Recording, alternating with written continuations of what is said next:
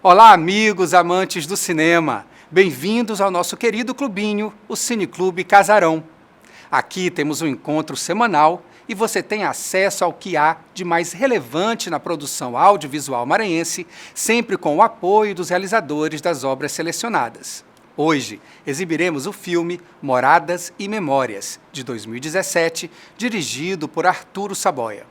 Vencedor de 5 Quiquitos pelo seu belíssimo trabalho em Acalanto, Arturo é um dos grandes nomes do audiovisual maranhense. Baseado na obra do pesquisador Flaviano Menezes da Costa, Moradas e Memórias é um irrecusável convite para conhecermos a cidade de São Luís do Maranhão, seus belos casarões seculares e as histórias e lendas que se escondem em seus aposentos. São moradas nobres e simples, nas quais residiram jornalistas, governantes, médicos, juízes e artistas, que, junto com seus casarões, compõem parte da identidade de São Luís, hoje reconhecida como Patrimônio da Humanidade.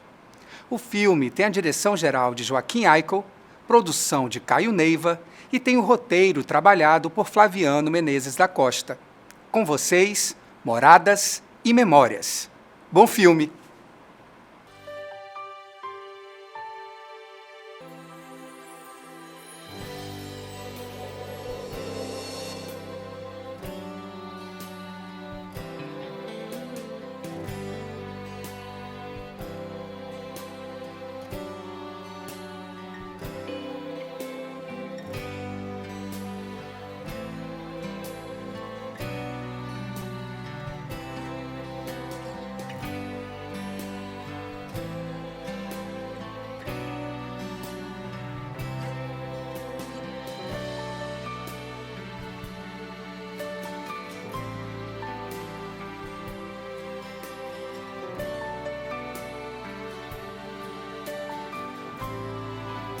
Esse documentário é baseado no livro Moradas e Memórias, o valor patrimonial das residências da São Luís Antiga através da literatura, no qual seu autor, Flaviano Menezes da Costa, nos apresenta alguns dos casarões mais importantes da capital maranhense e identifica as relações espaciais de pertencimento desenvolvidas pelos seus ilustres moradores.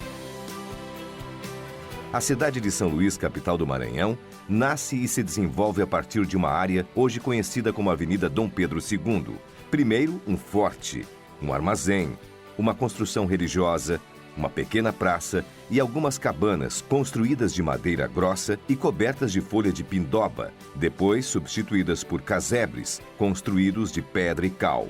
Nesses mais de 400 anos, a Avenida Dom Pedro II será o lugar do poder público, mas também de algumas residências de juízes, prefeitos, governadores, médicos e literatos. Um dos casarões mais importantes dessa área é o que pertenceu ao jornalista e professor Temístocles Aranha.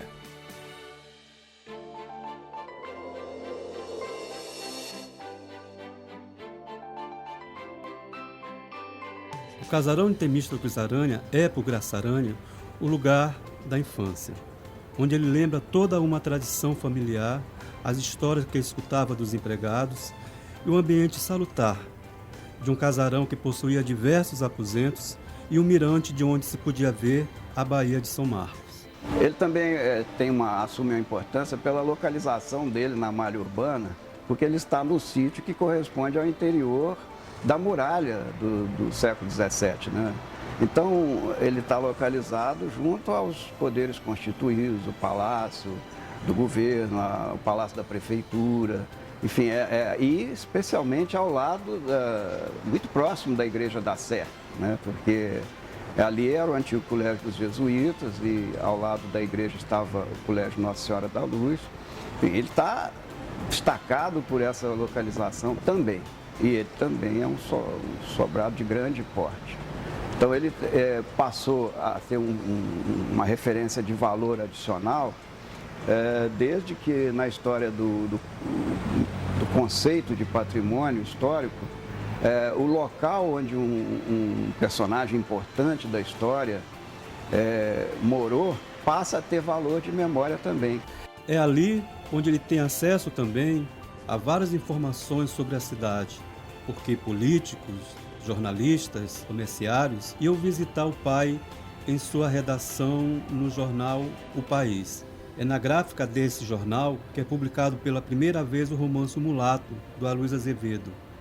E este jornal é dito como um dos principais a defender a abolição no Brasil. O jornal produzido por Temístocles Aranha era em seu tempo o melhor jornal de São Luís. É só apanhar as páginas e ver. É um jornal muito bonito, muito bem impresso. Aliás, é uma das coisas que nós nunca deveríamos esquecer, é a grande imprensa maranhense do século XIX. Com os recursos que então havia. Para a cidade que então era uma cidade que não tinha 50 mil habitantes, ter o que tivemos de imprensa no Maranhão é uma coisa que deixa você de boca aberta. Alguns romances são publicados aqui, por exemplo, José de Alencar, né? Você tem, por exemplo, quando Le Misérables, de Victor Hugo, é publicado em Paris, no mesmo ano é publicado em São Luís. Então você tinha, de fato, uma atividade tipográfica muito forte.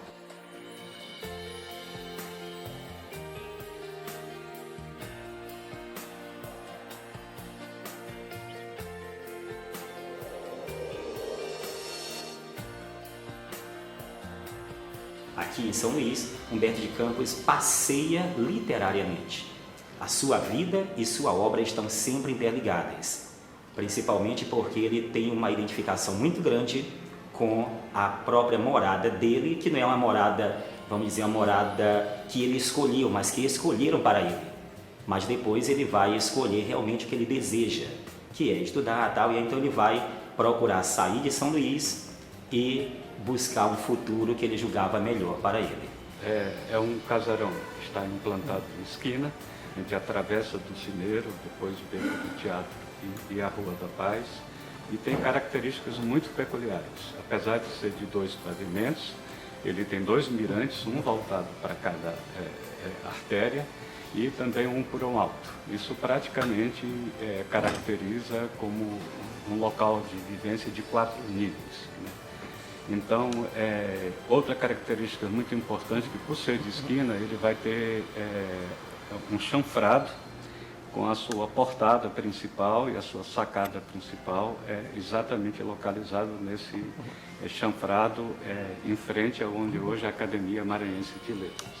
Eu acho que a impressão que esse casarão, né, causou em Humberto de Campos, eu acho não, tenho certeza, ele disse que ele pensou que fosse um palácio, né? Na parte de baixo a parte comercial e morava nos altos, né? Como era hábito de todos, do comércio no Maranhão, as casas de comércio, principalmente da Praia Grande, as partes baixas do prédio, era o comércio, e as partes de cima moravam os donos e alguns na parte mais alta, os cacheiros, né?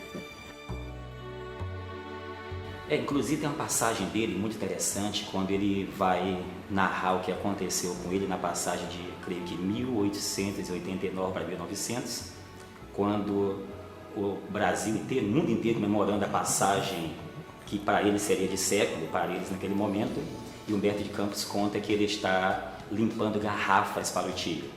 E ele está prometendo ali que ele não quer mais aquela vida. Então ele promete para si próprio que ele não vai passar um novo ano naquela miséria em que ele vivia. E ele mesmo conta com detalhes bem típicos da obra de Humberto de Campos, que enquanto os fogos explodiam, enquanto as pessoas comemoravam, ele estava limpando garrafas a mando do tio, que sarcasticamente diz que ele poderia comemorar a passagem de ano depois que ele tivesse feito toda a limpeza lá no comércio. Na verdade, sua obra, em alguns momentos, tem uma relação entre a morada e um pouco da angústia, mas também tem um pouco dessa morada com um pouco de aconchego, no sentido que ali também nasce um pouco da esperança de Humberto de Campos de dias melhores. Veja que ele sai da sua cidade, muito jovem, vem para cá, para São Luís, e aqui há sofrimento para ele. O sofrimento, mas esse sofrimento depois se torna, dentro da própria obra das memórias, se torna uma espécie de acalanto, uma espécie de lenitivo para o seu próprio sofrimento. E todos os dias, quando ele estava nessa mercearia Transmontana, que fica naquele prédio amarelo que fica de X com a academia, ele saía depois do serviço e ia para a biblioteca ler. Ele dizia que ele ia se encontrar, não é, com Júlio Verne, ia dar a volta ao mundo, e com o Capitão Nemo e tudo mais. Ele vivia a vida aventurosa dele lá com os livros. Isso ajudou muito ele a crescer.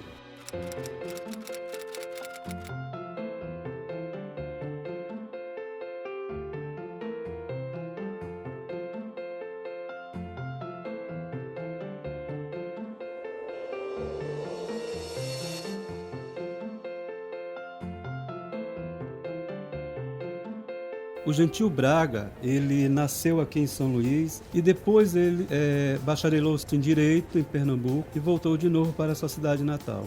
Aqui ele trabalhou como advogado e posteriormente foi juiz. Concomitante a essa profissão, ele também foi cronista, ele foi jornalista e poeta e traduziu alguns poemas franceses. Junto com alguns amigos jornalistas e literatos, ele fundou o Semanário Maranhense, que apesar de ter durado pouco tempo, apenas um ano, esse semanário ajudou bastante a difundir a cultura maranhense no Brasil afora. E daí surge também a ideia de uma Atenas brasileira. Ele é importante também porque nesse jornal foi divulgado alguns poemas inovadores no Brasil, como o Guês Errante do Sousandras. O Semanário Maranhense é um marco na literatura maranhense. Muitas pessoas consideram que ali nós temos um novo olhar da literatura, não só, vamos dizer assim, pelo projeto, um projeto diferenciado, mas também porque o semanário vai trazer e vai aglutinar novas formas de ver a literatura, de mostrar como a arte era feita no Maranhão, a literatura. Então nós podemos dizer que naquele momento nós tínhamos uma literatura maranhense feita antes do semanário e depois do Semanário Maranhense. O Palacete Gentil Braga é um prédio muito singular dentro dessas tipologias que a gente vai ter de imóveis daqui. Ele é um casarão de porão alto, ele tem arco ogival, que dá uma certa característica orientalizada para ele, que é uma coisa muito específica também, muito bem elaborado, e vai ter uma característica que nenhum outro prédio tem aqui, que é um torreão ao sul, nos fundos da casa, né? O torreão está muito ligado às construções medievais, europeias, de cidade, por questão de segurança, por questão de controle visual da região. E o fato dele estar localizado no canto, a dimensão, a área construída, e também, como no caso do Sobrado Graça Aranha, ele é gravado com o valor de memória por ter abrigado ali um escritor importante, que foi Gentil Homem de Almeida Braga, que, aliás, as suas grandes obras literárias foi o romance Entre o Céu e a Terra, que faz alusão ao fato de haver sido redigido, escrito, exatamente no torreão, e que tudo indica que aquele torreão, na visão do próprio autor, era um sítio, um local que estava exatamente entre o céu e a terra.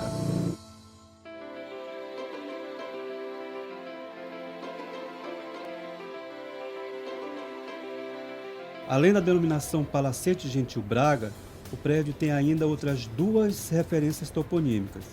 Casarão da Viração, por ser um casarão que ficava em um canto muito movimentado da cidade e onde passava um dos principais bondes da cidade, e Palacete de Porcelana, por possuir um dos mais belos conjuntos de azulejos portugueses da cidade. O azulejo tem uma história muito antiga dentro da tradição arquitetônica ibérica, né? Foram os árabes que introduziram o azulejo e tem uma certa polêmica com relação à utilização dos azulejos em fachadas, somente em arquitetura civil. O que se sabe é que a partir de 1750, 1800, começa a se usar de forma muito profusa aqui no Brasil como um todo, como uma forma de conter a questão do intemperismo, a questão dessa nossa ambiência da umidade, o calor, como forma de não só de embelezar essas fachadas, mas também de garantir maior longevidade à manutenção desses imóveis.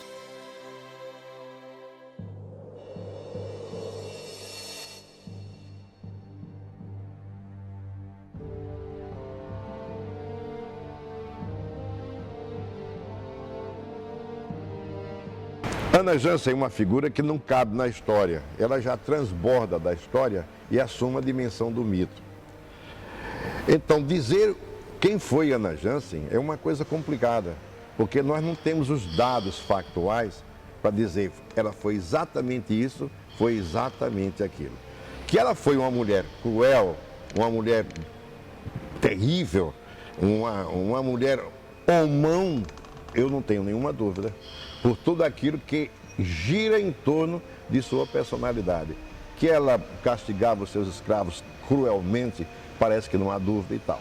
Agora, por ser uma matrona no meio de homens, por ser uma líder política, numa época em que os homens é que tinham os papéis sociais fundamentais, isso torna a figura de Ana Jansen, então, ainda mais carregada de peso negativo. Ela tinha vários casarões que ela ostentava a riqueza dela, e nós temos aqui um casarão maravilhoso, que é aquele que fica a Rua Grande com o Beco do Teatro, é imenso, parece até um conjunto de casarões, não um só, né, com 2 entradas e tudo. Aquilo ali é muito bonito. E ela fazia questão de colocar isso com muito luxo, até para poder reafirmar o poder dela, né?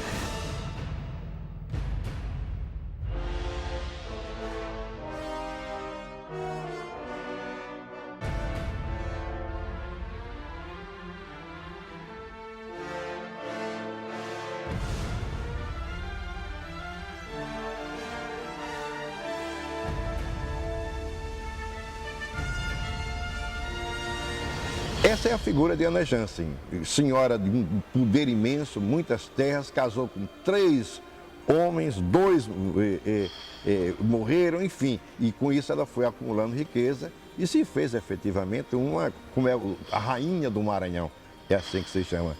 Queria um título de nobreza para o seu filho, não conseguiu, essa coisa toda. Na literatura, que eu me lembre, a figura de Ana Jansen aparece fundamentalmente no livro Os Tambores de São Luís, de Josué Montelo, onde essa figura pesada da mulher terrível é um pouco posta de lado, mas não deixa, evidentemente, também trazer lá as suas tintas. Mas a importância que eu acho mais interessante de Ana Jansen é que ela foi uma mulher adiante do tempo dela. Ela foi uma mulher corajosa, né? O que eu acho mais interessante é ela ter assumido filhos, né? Na época que era solteira, que ela era viúva, pela sua própria fragilidade, como ela registrou os filhos. Eu acho isso sensacional. E o fato dos maranhenses provincianos e bastante retrógrados naquela época aceitarem a Ana Jansen, ela forçou todo mundo a aceitar ela na sociedade, né?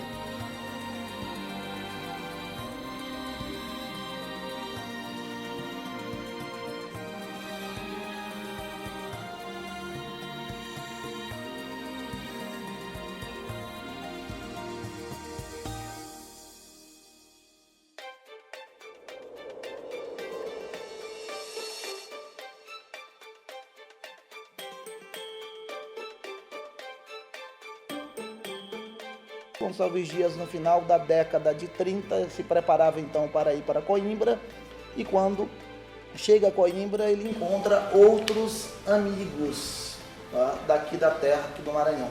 E encontrando esses amigos, digamos assim, da sua terra, conterrâneos, um destes jovens estudantes de Coimbra da geração de Gonçalves Dias é justamente um dos parentes de Ana Amélia Ferreira do Vale.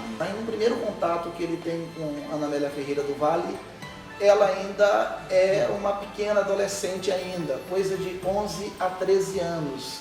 E naquele momento Gonçalves Dias apenas a conhece e faz a ela um pequeno poema chamado A Leviana. E esse poema, segundo os biógrafos do Gonçalves Dias, ela pediu para que musicassem a Leviana para que ela pudesse ouvir a melodia. E com o tempo ela chegou à maioridade e Gonçalves Dias, outra vez que veio ao Maranhão, a conheceu já a mulher. E teria havido aí um sentimento recíproco, um amor entre os dois. E a partir daí Gonçalves Dias vai viver muito tempo pensando então nesse rosto que ele viu nesse casarão em que morava Ana Amélia Ferreira do Vale.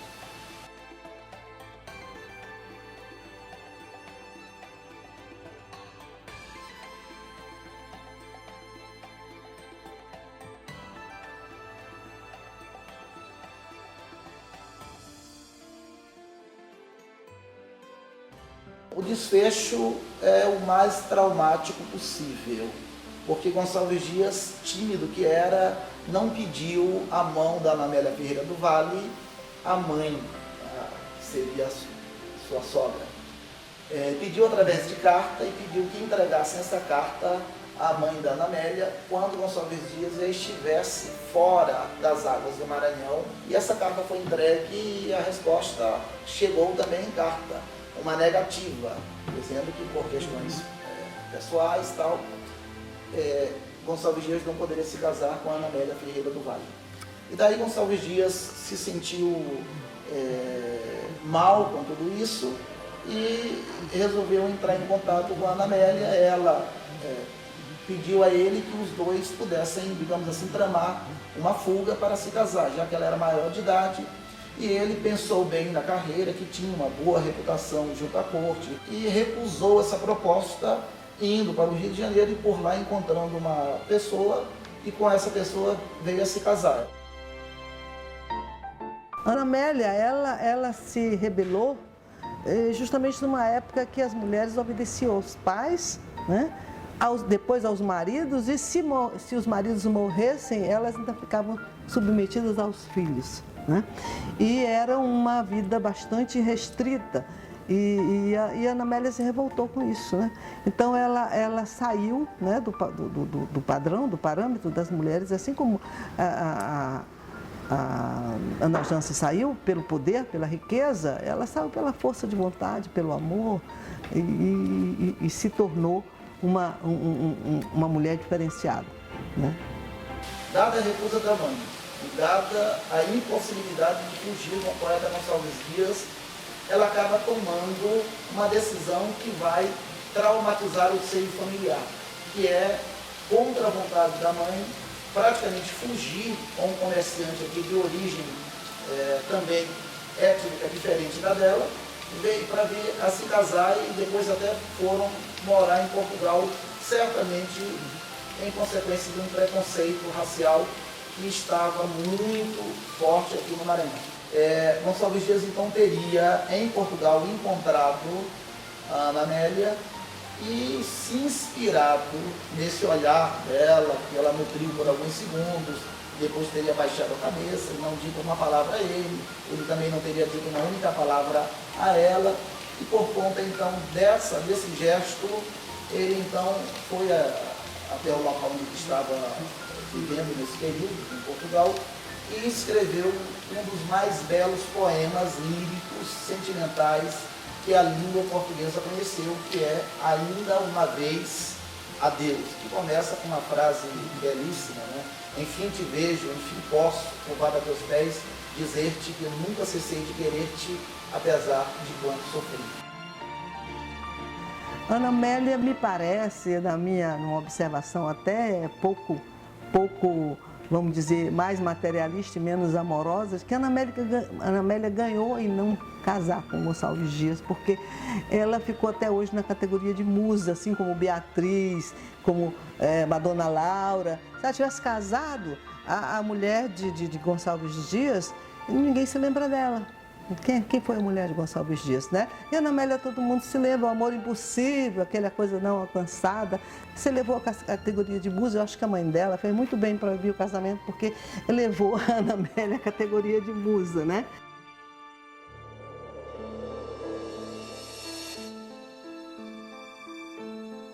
Sobre o Palácio das Lágrimas, o que pouco se sabe é que essa denominação faz referência a um prédio anterior ao que conhecemos hoje, que foi destruído em 1921.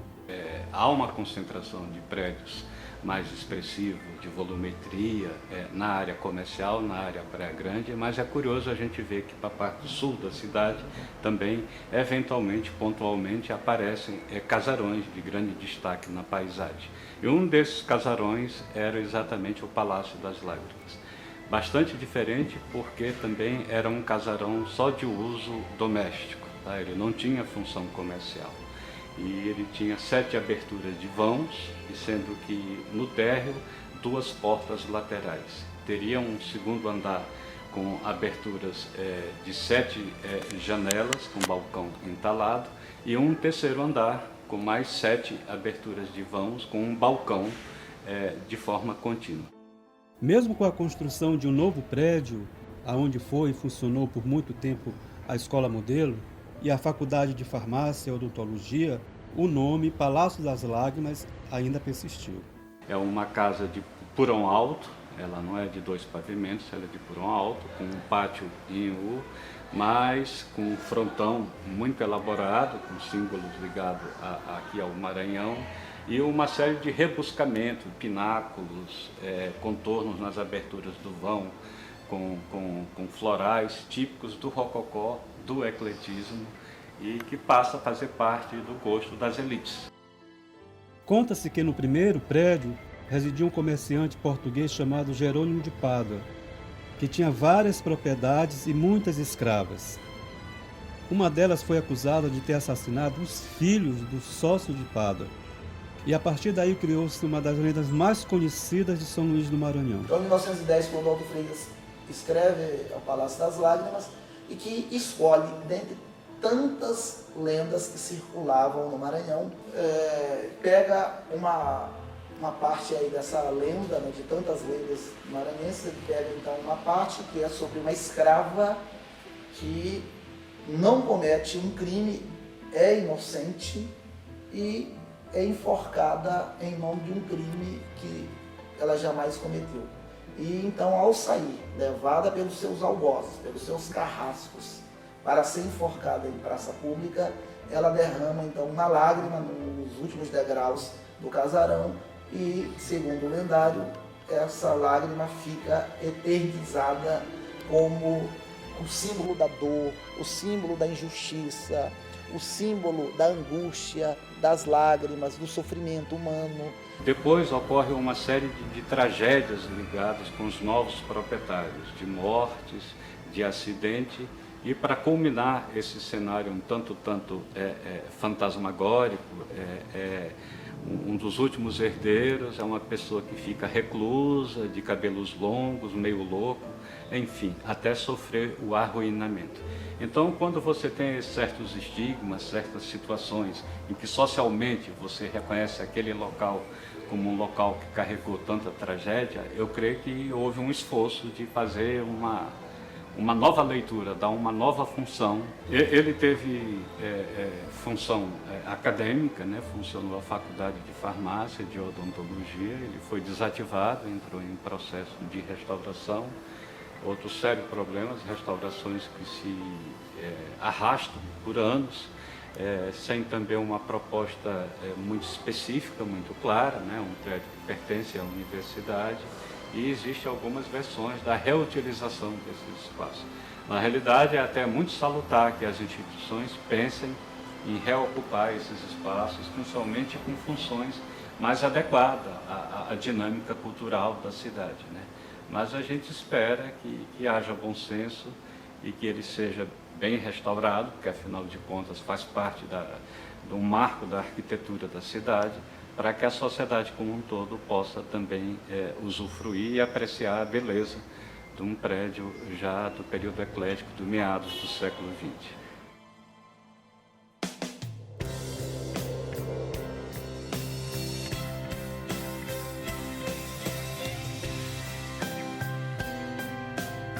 O sobrado da Baronesa de Grajaú, que inclusive fica numa área de expansão da cidade, se nós considerarmos ali a Praia Grande como esse primeiro núcleo, né, de residência de pessoas abastadas de São Luís, ele está numa área, né, afastada da Praia Grande, e nesse sentido, ele não tem uso comercial.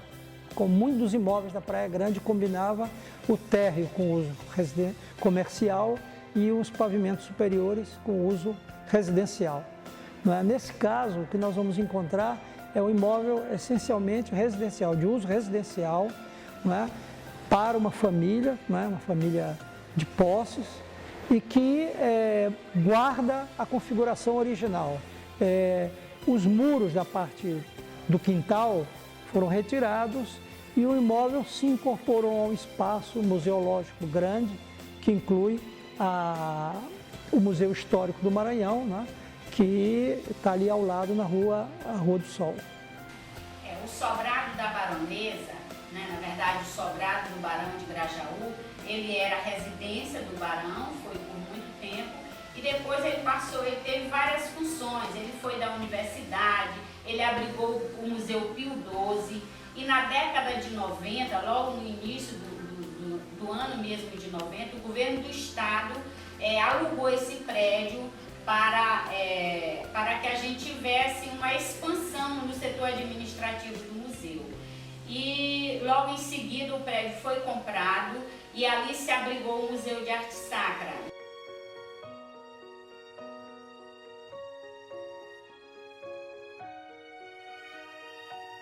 O que me levou a escrever o livro sobre o crime da Baronesa, eu dei esse título, O Crime da Baronesa, foi exatamente a curiosidade de verificar se o que já havia sido escrito sobre esse caso correspondia realmente a uma verdade processual ou foi fruto da imaginação de classes políticas, de classes rivais, de classes antagônicas, certo? E aí eu fui escrever sobre quem era a Ana Rosa Viana Ribeiro, conhecida como a Baronesa de Grajaú.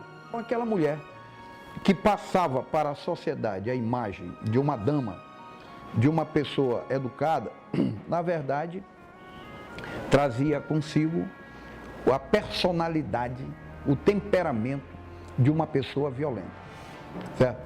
E aquilo não era notado até que ela recebeu, por compra do marido, 2 escravos, um chamado Jacinto e outro chamado Inocêncio, eram 2 crianças. E eles eram irmãos. Então, o Jacinto morreu primeiro do que o Inocêncio. Porém, quando o Inocêncio morreu, foram levantadas uma série de questões com relação à morte de Inocêncio e pela proximidade com a morte de Jacinto, que era seu irmão, que ambos morreram proximamente. E aí, quando surgiu a história de que o Inocêncio teria sido possivelmente assassinado, que a morte dele poderia ter sido possivelmente decorrente de um homicídio e não de um evento natural, entra em cena um grande amigo da família, o médico Antônio Santos Jacinto. E este médico, ele deu um atestado dizendo que a causa da morte da criança teria sido hipoemia intertropical, causado por vermes nematóides do tipo Ancylostomos duodenalis. Mas o delegado de polícia questionou isso e determinou que fosse feita a exumação do cadáver da criança. Porque já havia um outro laudo de outros peritos dizendo que a criança apresentava no seu corpo indícios, vestígios de pancadas na cabeça, de lesões no pulso, como se ela tivesse sido amarrada. Porém, como os inimigos políticos do Barão de Grajaú estavam no poder, o secretário de segurança na época, que era chamado de chefe de polícia, ele não aceitou essa tese. Mas entra em cena, neste caso, um jovem bacharel em Direito, que se formou na Universidade de Direito, na Faculdade de Direito do Recife, né, que foi os primeiros cursos de Direito criados no Brasil. O promotor Celso Magalhães tomou a peito a acusação contra essa criatura que era figura de primeira grandeza da sociedade escravagista da época. Conseguiu levá-la à prisão, onde ela ficou até o término do julgamento, que, como era de se esperar na sociedade da época, saiu absolvida por unanimidade, como se não tivesse cometido crime nenhum.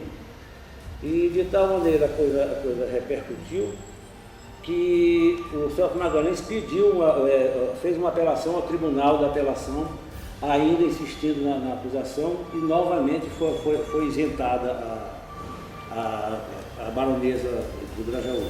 O marido, quando assumiu a presidência da província, cerca de um ano, menos de um ano depois, seu primeiro ato foi exonerar do cargo, por pura e simples vingança, o promotor de Celso Magalhães.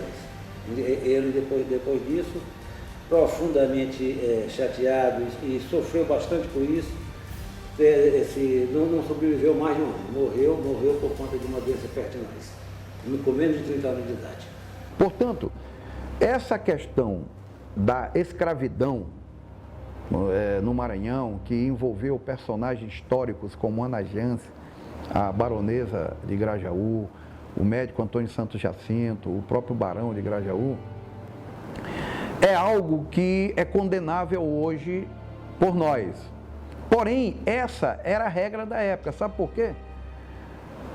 Porque a Constituição do país, o próprio Código Criminal do Império, via o escravo como coisa. O escravo não era pessoa.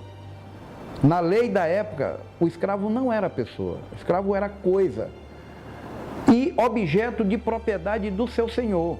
Portanto, se o senhor matava o escravo, nada acontecia.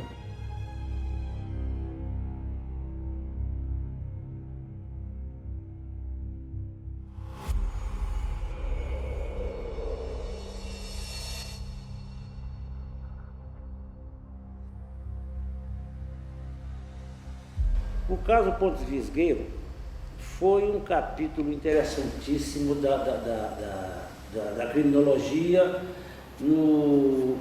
na segunda metade, no segundo quartel do século XIX. O desembargador Pontes Visgueiro, um homem sério, um homem com sucesso em sua vida profissional, foi nomeado pelo imperador Pedro II desembargador do Tribunal de Contas do Estado do Maranhão, Tribunal de Apelação à época.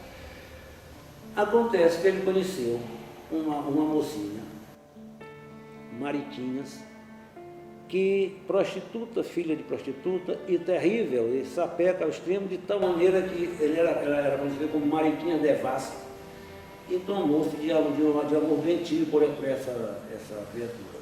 Tirou das ruas, montou de casa, juntamente com a mãe que agia como proxeneta da filha. Mas a menina era terrível. Ele dava as costas, ela procurava um, procurava outro, e ele foi aos poucos perdendo respeito não só da sociedade, como da própria família. Até que ele já desesperado com o fim de sua carreira, com o seu fim de vida. De tal maneira que ele cometeu um crime extremamente bárbaro. Chamou, através de engodos, chamou a Mariquinha a seu sobrado, o famoso sobrado Pontes Visgueiro, onde, com auxílio de um contratado, Belarmino, Mulato Belarmino, assassinou esta criatura, e foi de uma maneira inacreditavelmente bárbara. Apunhalou-a, espartejou-a, colocou-a num caixão, e este caixão um caixão de zinco que foi colocado dentro de um caixão de cimento e que ele estupidamente enterrou no quintal de sua casa a pouquíssimos metros de profundidade. O crime foi imediatamente e facilmente descoberto. Há especulações a respeito do assunto, mas o processo dele tramitou a partir da suspeita e da ausência da Mariquinhas pela mãe. A mãe saiu procurando e alguém disse, olha, a última vez que ela foi vista foi aí. Aí a polícia foi, investigou, resolveu procurar no quintal da casa dele, encontrou lá ela enterrada no quintal, toda esquartejada, e daí começou o processo. Como ele tinha foro privilegiado, que ele era um desembargador, ele tinha prerrogativa de função por causa do cargo, ele não podia ser processado por nenhum órgão aqui. Não tinha nenhum órgão jurisdicional aqui que pudesse julgar ele. E aí o chefe de polícia daqui, que era o secretário de Segurança, ele comunicou o caso ao Supremo Tribunal Federal, que era, na época, chamado Supremo Tribunal de Justiça. E de lá veio uma ordem de prisão e a remoção dele para o Rio de Janeiro. O anúncio da Paixão Cearense, pai do Catulo, nosso grande Catulo, ele foi um partícipe sem a menor voluntariedade, porque ele era ourives e funileiro. Ele fez a pedido do desembargador, ele fez o caixão nas medidas pelos desembargadores estabelecidas e ajudou, o desembargador tentou soldar a caixa de zinco, não conseguiu, chamou o Amâncio, que ficou horrorizado, mas ele dizia favores ao desembargador, era um amigo, o desembargador era padrinho de um dos filhos dele. Aí ele completou o serviço de soldagem do caixão. Chegou a ser preso, mas posteriormente foi absolvido por ficar comprovada a sua não participação no processo. O fim do Pontes Visgueira fica numa situação bastante nebulosa. O fato é que a moça morreu e, por enquanto, não se tem notícia que ela tenha ressuscitado, a não ser nas obras de literatura, das quais eu destaco como principal o romance recente de Valdemiro Viana, cujo título é A Tara e a Toga. O Valdemiro Viana foi feliz também porque ele não apenas coloca o sobrado ou ambiente do casarão como sendo um lugar para os personagens. Não, ele transforma esse ambiente em algo essencial. Quase tudo gira em torno desse casarão. Inclusive a chegada da menina lá, a mãe dela, o crime, ou seja, o casarão se torna uma espécie de coparticipante do crime e da narrativa. Aos poucos você vai entrando pelas salas, pelos quartos, pelo ambiente e vai convivendo com aquelas personagens, tanto com o desembargador, quanto com o Guilhermino, que é seu escravo, que ajuda a praticar o crime, quanto com a Mariquinhas e com as poucas pessoas que passeiam por aquele ambiente. Para descrever o interior do Sobradão do Pontes Visgueira, realmente eu não tive acesso, não cheguei a entrar lá. Mas se você perceber, os casarões antigamente eram muito parecidos. A estruturação era sempre a mesma. De maneira que eu puxei da memória os casarões que eu conhecia, pegando informações do espaço, do Evaristo, do Eulário, e criando na minha mente a situação em si. Não ficou diferente, já me disseram que a história se passa daquele jeito. Mas exatamente por isso, por uma questão de coincidência, de semelhança dos casarões da época. Foi dessa maneira que eu construía o meu casarão quando vivia.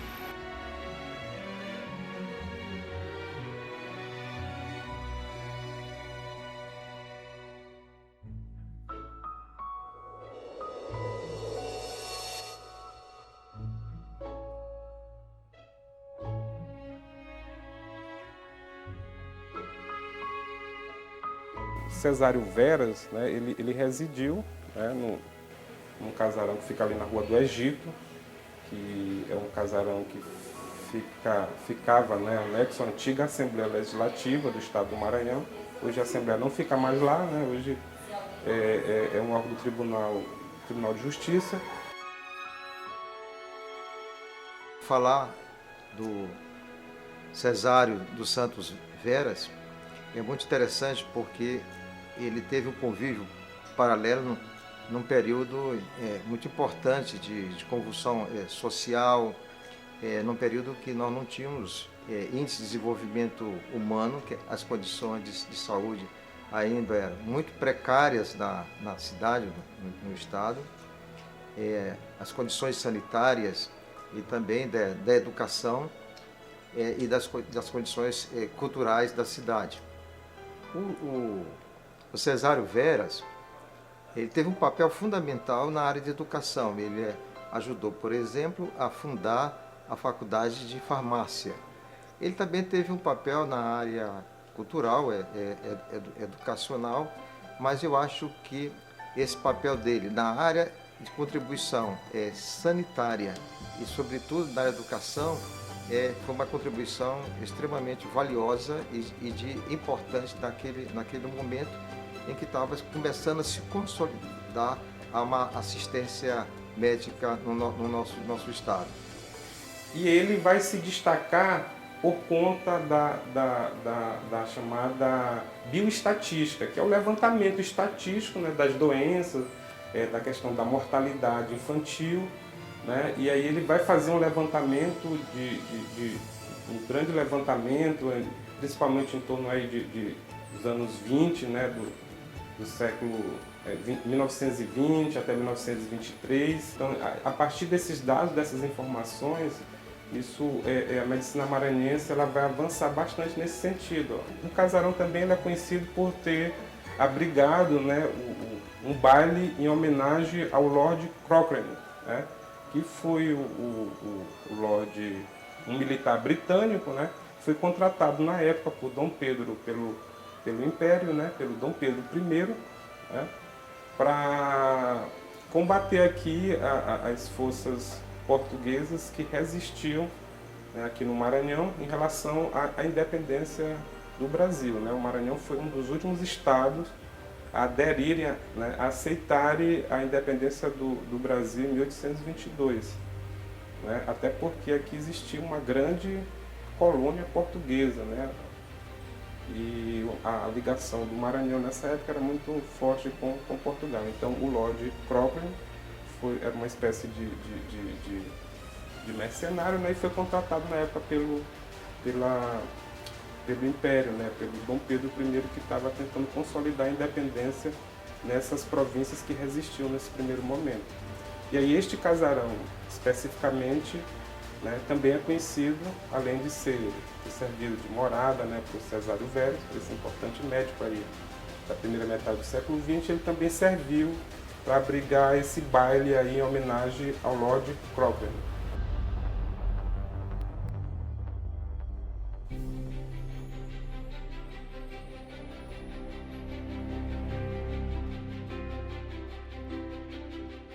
O Tarquínio Lopes Filho, né, realmente ele é um dos médicos mais famosos, né, da história da medicina maranhense aí nessa primeira metade do século XX.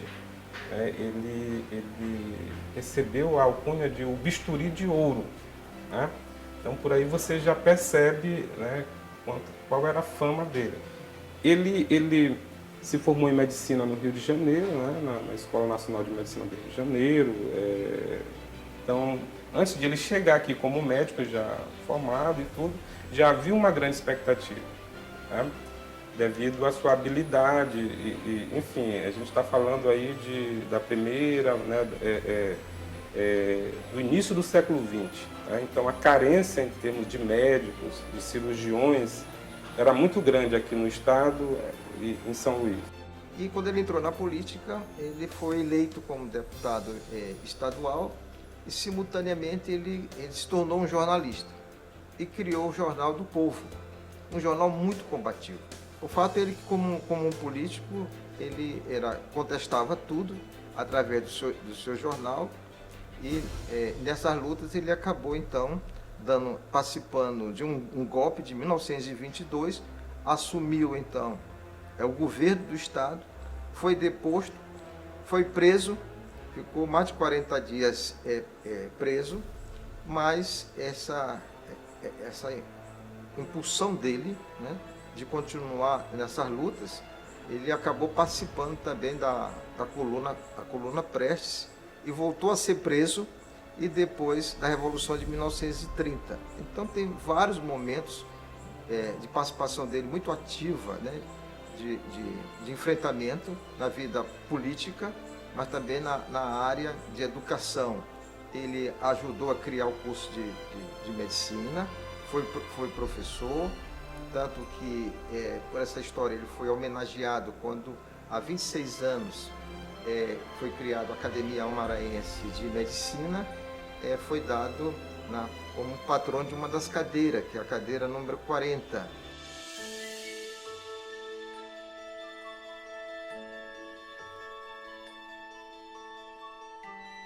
E é neste singular casarão, localizado próximo à Rua do Egito, que nós vamos encontrar a Miss Maud, a reclusa professora de inglês, que é protagonista do romance Teias do Tempo, da Conceição Abud. Olha, o romance Teias do Tempo é um romance fascinante. A Conceição Abud era uma mulher, é uma mulher, porque a obra ficou, né? De grande imaginação, muito bem escrito, uma grande imaginação. E conta uma história real. Porque a Miss Maud realmente ela existiu e eu senti, lendo o livro, que havia dois grandes personagens no livro. A Miss Maud, né, e o casarão. Aquele casarão que é do Beco do Couto, que fica em frente ao Colégio Santa Teresa, né? E era um casarão muito grande para a Miss Maud sozinha, né? Tanto que a Conceição narra, me parece que a Conceição é a Diana da história, que a Miss Maud só usava uma parte do quarteirão. Do casarão, o resto era abandonado, porque ela não tinha condições, ela não ficou uma viúva rica propriamente, né? Agora, a grande diferença que interessa nesse caso é que a Miss Maud ela é uma personalidade bastante intrigante, porque ao contrário das mulheres da época dela, que ficavam viúvas e desapareciam, não tinham mais lugar na sociedade, ninguém convidava uma viúva para lugar nenhum, e elas também tinham que se recolher. Viviam dentro dos casarões, alguns luxuosos, vivendo do passado.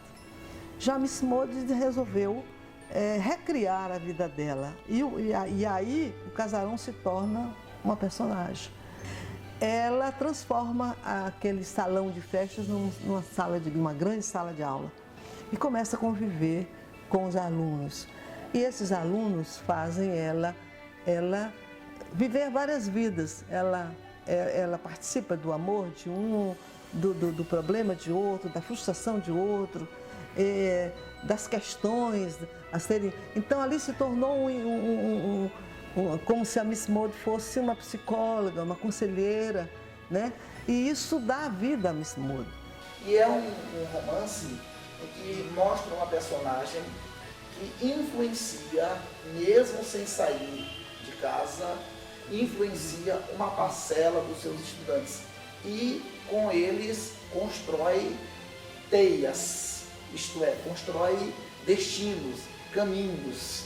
E o que a gente pode dizer então é que é um romance em que alguns caminhos são traçados dentro desse casarão.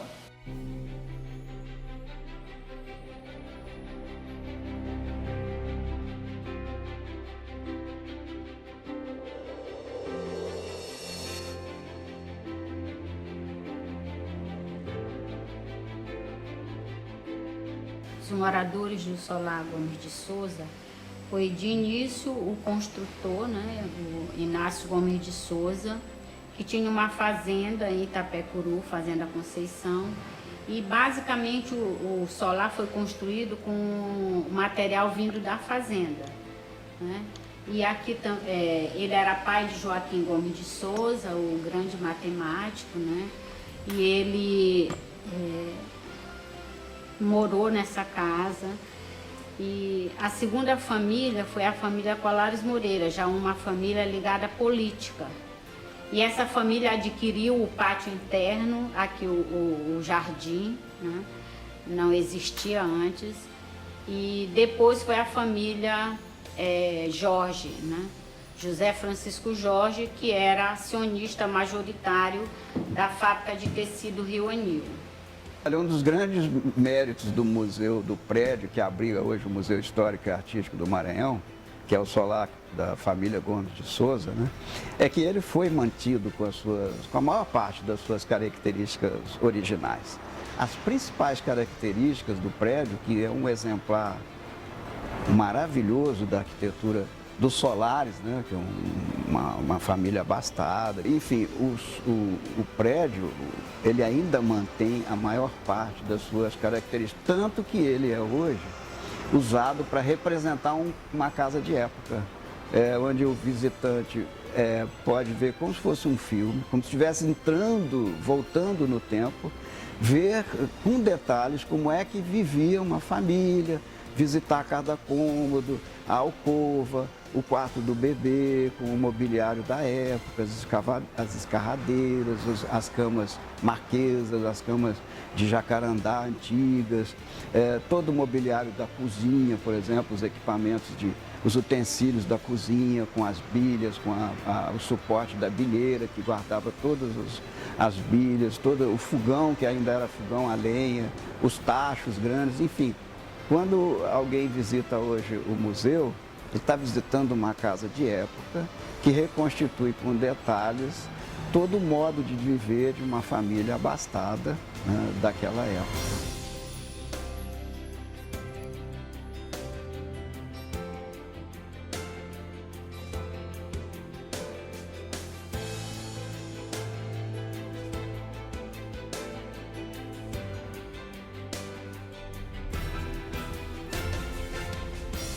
Os bustos da Praça do Panteão, eles estão aqui no museu desde 2007, né? Eles estavam sendo depedrados na praça e aí a Prefeitura de São Luís nos procurou para que a gente colocasse esses bustos no jardim. Então se montou toda uma estrutura e os bustos estão aqui no museu em contrato de comodato com a Fundação Cultural do município.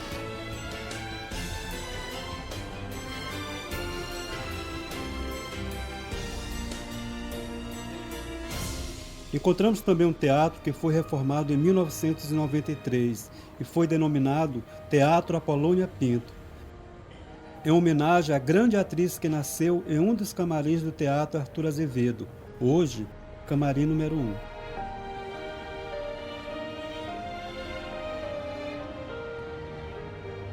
E é nesse pequeno teatro que o Arthur Azevedo, juntamente com seus irmãos, vai ensinar suas primeiras peças, ainda criança.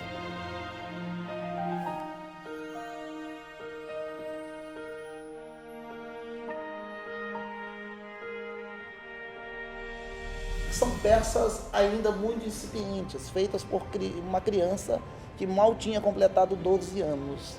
Mas, na verdade, a primeira peça que perdurou, que chegou até nós, foi uma peça escrita em 1871, que é a peça Amor Moranexins, que é baseada em As Pragas do Senhor Coronel. É uma peça escrita por um português, ela foi representada aqui no Brasil.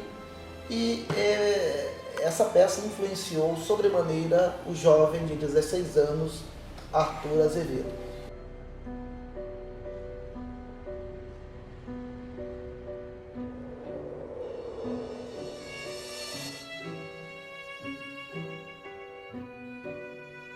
A família de Aloysio, ele não é a primeira residência, eles vão morar lá, né? Depois que já nasceram alguns filhos.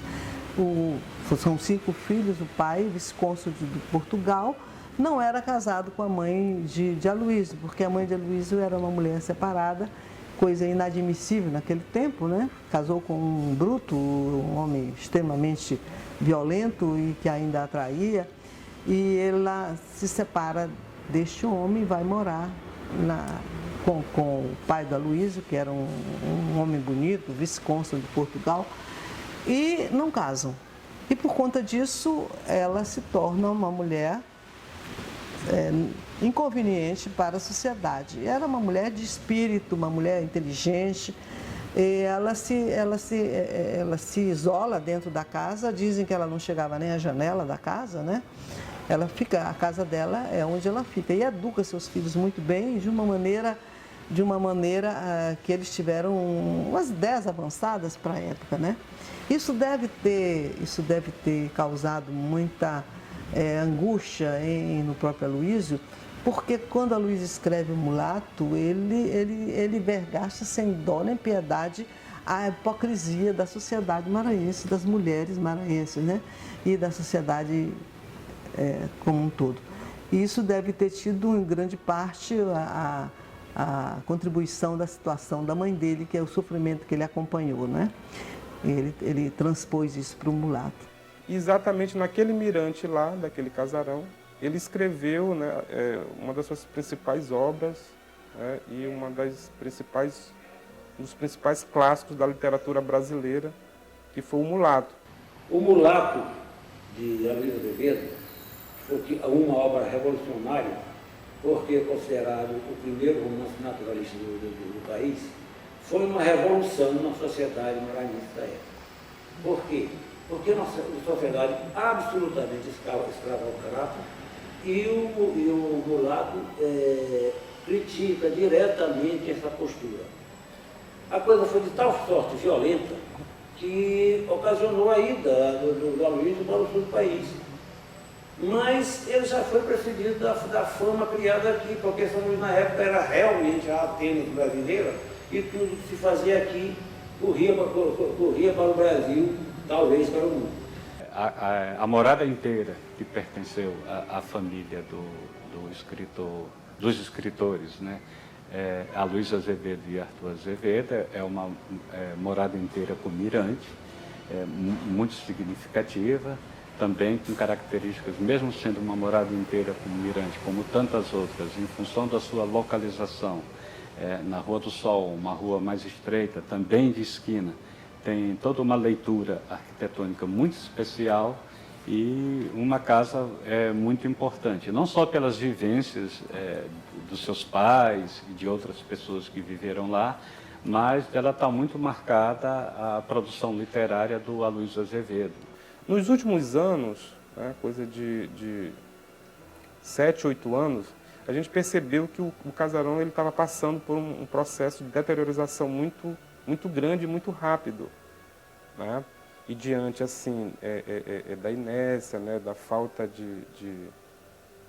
da própria inércia mesmo das instituições e do próprio poder público, o Instituto Histórico, e a gente resolveu fazer a denúncia na fanpage do Instituto Histórico, né? O fato é que durante a noite milhares de acessos, as pessoas começaram a acessar, a visualizar, a fazerem comentários, e essa denúncia na fanpage do Instituto ganhou uma repercussão muito grande, né? Está em âmbito nacional. O Judiciário expediu uma liminar, né, para que a proprietária recuperasse de forma urgente o casarão, para que ele não viesse a desabar, né? E nessa decisão foi colocado multa. A gente acabou percebendo também nesse processo que mais de 90% do casarão já tinha sido demolido, infelizmente. Ou seja, todo o interior do casarão foi demolido e ficou apenas as fachadas, né? Frontal, lateral, infelizmente.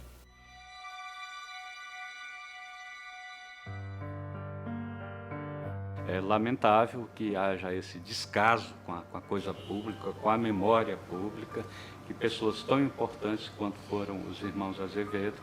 Agora, o casarão, nós estamos agora presenciando uma coisa muito triste, o casarão que devia ser a casa-museu de Aloysio, como em diversos lugares do Brasil, nós temos essas casas que homenageiam seus escritores, seus heróis, né? Nos outros países também existe isso, até a Anita Garibaldi, lá no Rio Grande do Sul, a casinha dela está preservada para visita. Nós temos a casa do nosso maior ficcionista, grande escritor brasileiro, introdutor do naturalismo no Brasil, respeitado no Brasil inteiro. Nós não temos coragem de recuperar esta casa e fazer esta casa uma casa-museu. Isso é uma vergonha para todos os maranhenses, uma vergonha. se esse casarão vier a ruir, vier a tombar, isso depõe contra o Maranhão, contra o Estado do Maranhão, né? Porque o Brasil e o mundo vão cobrar isso, né, da gente.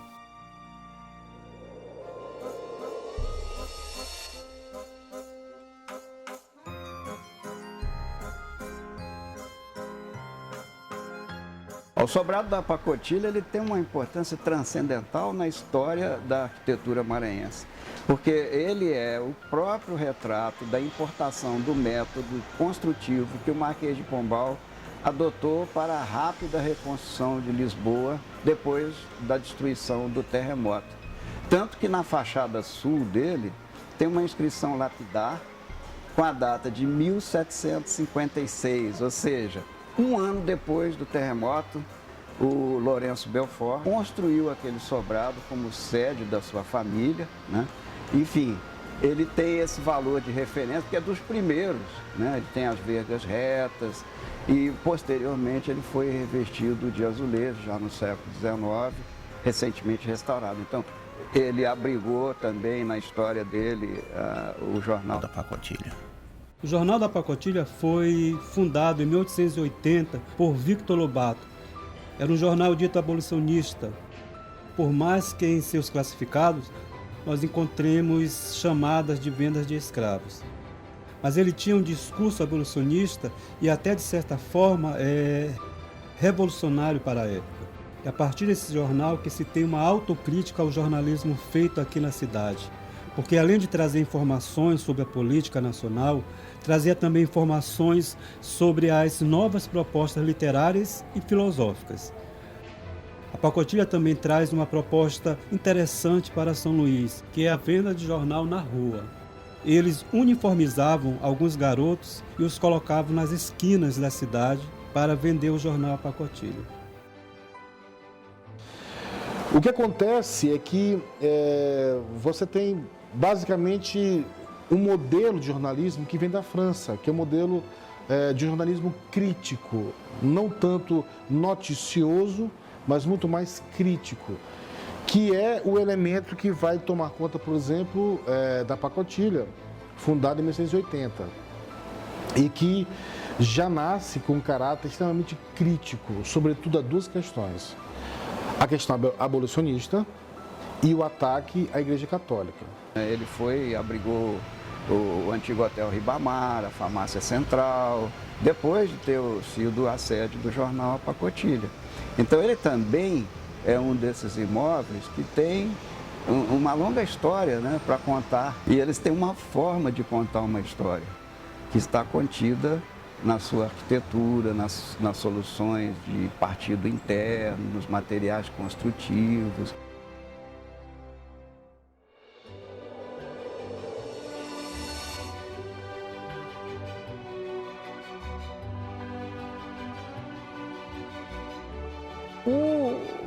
O sobrado do João Lisboa, ele é um sobrado, né, digamos assim, já seríamos de uma classe média, né, ele está no meio da quadra, ele tem uma largura, né, uma testada, também nem tão, vamos dizer assim, idêntica a outros sobrados também de classe média. Tanto é que a configuração dele é muito mais vertical que horizontal, e então ele denota bem, não é, que nós estamos aí diante de um imóvel de uma família de posses médias. Tá? De João Francisco de Lisboa, o próprio Brasil não conhece muito. E o que existe aqui no Maranhão, que parece muito, é pouco para o João Lisboa. Por quê? Porque João Lisboa foi não apenas um jornalista ou um historiador. João Lisboa foi um modelo de jornalismo e um modelo de historiografia do seu tempo. Porque o juízo que ele faz não é pró nem contra nada. Ele põe sempre os ângulos diferentes de percepção desta figura histórica. Então temos nós uma casa que guarda a memória de João Lisboa com a placa à frente. Temos uma praça com o nome de João Lisboa. Temos um monumento em bronze dedicado a João Lisboa, eu diria que é pouco para o muito que João Lisboa fez pelo Maranhão. Sobretudo pelo seu exemplo de dignidade pessoal e pela correção da linguagem com que ele trabalhava. Ele é um escritor do século XIX e escreve com a correção de um clássico. O João Lisboa, ele começa a sua vida política escrevendo no Brasileiro, né? Depois escreve no Eco do Norte, depois ele assume o lugar do Farol no Farol, depois ele também publica na Crônica, no Publicador e tem um ápice que é o Jornal do Tino, que é um jornal iconoclasta de um projeto historiográfico e também de uma crítica sobre a nossa história colonial. O João Lisboa, ele é um crítico da ideia da Atenas brasileira, embora ele seja um defensor do estandarte civilizacional e é preciso ficar claro que ele critica Atenas não porque ele não seja, na verdade, europeizante, é o contrário, é porque ele acha que, na verdade, não existe um ambiente citadino europeu, né? Ou seja, nesse aspecto ele é um conservador. Enquanto escritor, João Lisboa não há o que discutir. É um modelo de historiador, de jornalista e de estilista, um modelo para a língua portuguesa, dos nossos melhores escritores. Quem quer aprender a escrever, quem quer aprender a fazer história, tem que ler João Lisboa. E quem quer conhecer a história do Maranhão, uma das melhores fontes é, sem dúvida, João Lisboa.